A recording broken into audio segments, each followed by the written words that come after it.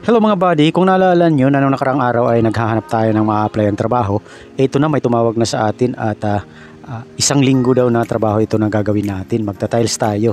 Ito yung unang araw natin, ayan, hindi ko na video kaagad kasi medyo nakabantay sa atin si Puriman at alam nyo naman bago lang tayo sa trabaho at bago ko lang din silang makasama ngayon kaya yan, binilisan ko na kaagad ang unang araw ko. Ito ang unang araw natin, ang nadali natin ay nakakapag... lagay ako ng tiles ng 19 na piraso ngayong araw na to kaya halos buong kwarto na nagawa natin.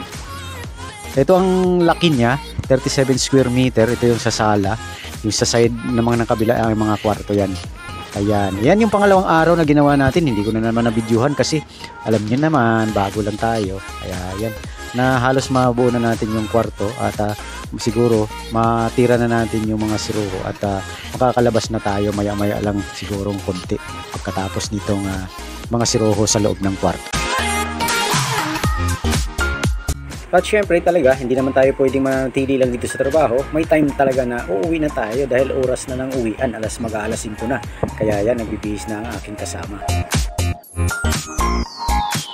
Ayan, dito na kami nag-aantay at talaga naman ang tagal ng pila dito at tagal ng jeep pala, hindi tagal ng pila, tagal ng jeep dito. Ayan, ang haba na ng pila, marami nang nag-aantay. Ang hirap sumakay dito sa lugar na pinagtatrabahuan namin kaya tiis-tiis lang muna habang wala pang jeep. Ayan, magpahinga lang muna kami at nakaupo yung iba naming mga kasama. At ito na mga guys ang masaklap na pangyayari, umabsent ang aking kasama dahil masama daw ang pakiramdam. Nagkaroon ng sipon at ubo kaya yan, solo flight ako ngayon kaya yan, halo ko, buhos ko at ako na rin ang magta-tiles kaya akin lahat na yun ang trabaho. Walang kukontra ha, at solo ko ngayon at ito na ang gagawin ko ngayon sa araw na to. Mag-iisa lang ako at wala akong kasama. Wow!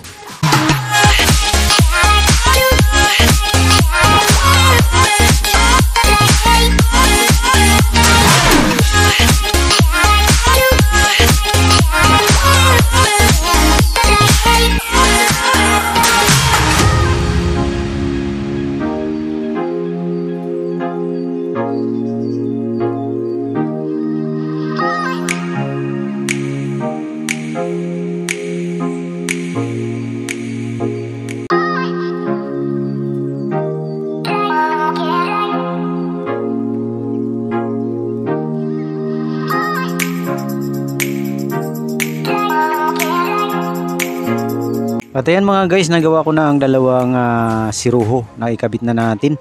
At mamaya maya ay dito naman ako sa labas magpapatuloy para sa paglalagay ng tiles. Ayan, kabilaan yan. At tapos na natin ang siruho.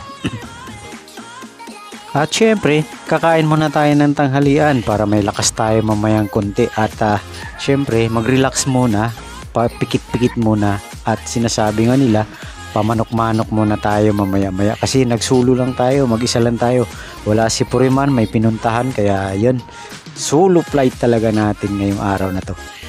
At iyan na rin ang natapos natin sa araw na to dahil wala naman tayong labor kaya 8 at siyam lang na tiles ang naikabit natin na 60 by 60. Siyempre pang-4 at pang-5 araw, ayan, tulog muna ang aking kasama na pumasok kahit may lagnat. Ayan, nakahiga sila at pati yung si Puriman. Ayan, pero gumagana pa rin siya guys kahit nakahiga. Ayan na yung kwarto sa kabila, natapos na namin. Ayan na, natapos na namin pati si Roho. At dito sa sala, okay na. At kunti na lang talaga ang kulang sa pang-6 na araw namin na to. Ayan, baka matapos na namin yan hanggang pang-7 araw. Ayan guys, natapos na natin yung si Roho na 2 pero may natitira pang isa, no?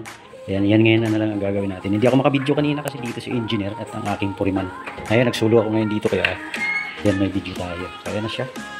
Kanina wala pa yan, di ba guys? Ayan, meron na. Ayan. Tatapusin na natin ngayon yan.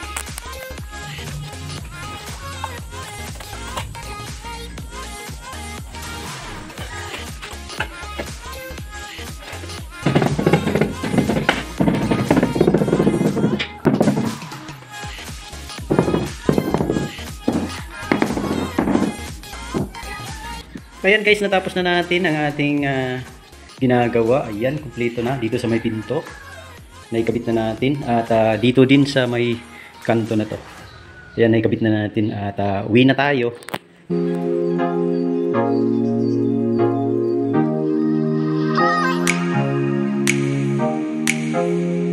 Ayan na mga kabady, tapos na ang ating trabaho. Lahat ng bagay ay may katapusan at may ending. Kaya yan, kung nagustuhan nyo ang aking video, huwag kalimutan mag-like, comment down below, share, strike the notification bell para lagi kayong updated sa aking mga bagong video. At kung hindi ka pa nakapag-subscribe sa aking YouTube channel, subscribe na! Bye bye!